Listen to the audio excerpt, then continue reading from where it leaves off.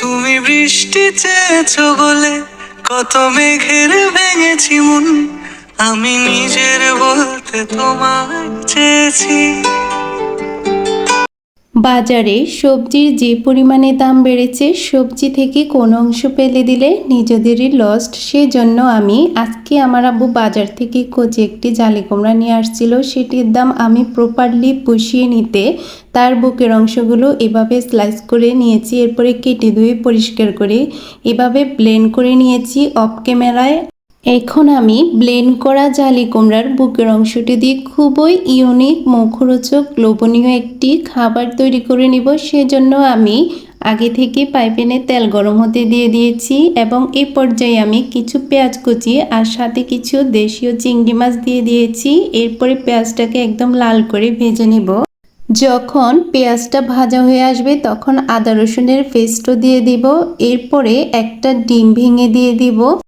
চুলার আঁচ লো স্পিডে রেখে ডিমটাকে সাথে সাথে ভেঙে না পেলে কিছুটা সাদা সাদা টাইপের হয়ে আসা পর্যন্ত একটু হালকাভাবে নেড়ে চেড়ে দিতে হবে। যখন প্রপারলি ঠিক এরকম টাইপের ভাজা হয়ে আসবে তখন জালি কুমড়ার ব্লেন্ড করে রাখা বুকের অংশগুলো দিয়ে ভালোভাবে মিক্স করে নিতে হবে।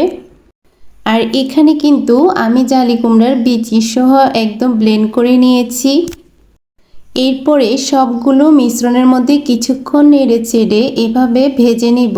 তারপরে আমি হলুদ পরিমাণ মতো দিয়ে আবার ভালোভাবে নেড়ে চেড়ে মিক্স করে দিচ্ছিলাম। এরপরে পরিমাণ মতো মরিচের গুঁড়ো দিয়ে আবার একটু নেড়ে চেড়ে দিব।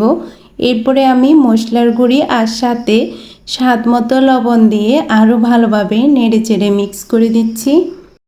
আসলে রান্নাটা আপনার মনের উপরেই ডিপেন্ড করে, আপনি যত মন দিয়ে রান্না করবেন রান্নাটা তত ভালো হবে।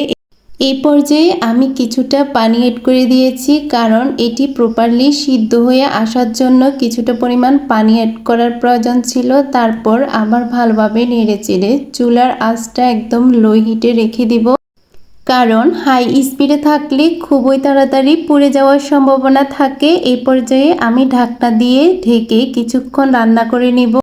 এই যে আমার রান্নাটা কমপ্লিট হয়ে গিয়েছে, খুবই লোভনীয় হয়েছে, দেখে বোঝা যাচ্ছে, খুব সুন্দর একটা স্মেল পাওয়া যাচ্ছিল। বৃষ্টির দিনে গরম ভাতের সাথে এমন একটি খাবার হলে আর কি বা লাগে। খেতে কিন্তু ভীষণ টেস্ট হয়েছে। আর এইদিকে বিকেলে আমি ছাদে আসার পর দেখলাম আমার আম্মু একটা ঝুড়িতে মুরগিকে ডিম পাড়ার জন্য দিয়েছে। 4টা ডিম পেড়ে রেখেছে, তবে 4টা ডিম একদিনে পারে নাই, 2টা মুরগি 2 দিনে 4টা ডিম কমপ্লিট করেছে। আর আমি ডিম নিয়ে চলে যাচ্ছিলাম। তো সবাই ভালো থাকেন, আবার দেখা হবে নতুন কোনো ভিডিওতে। আল্লাহ হাফেজ।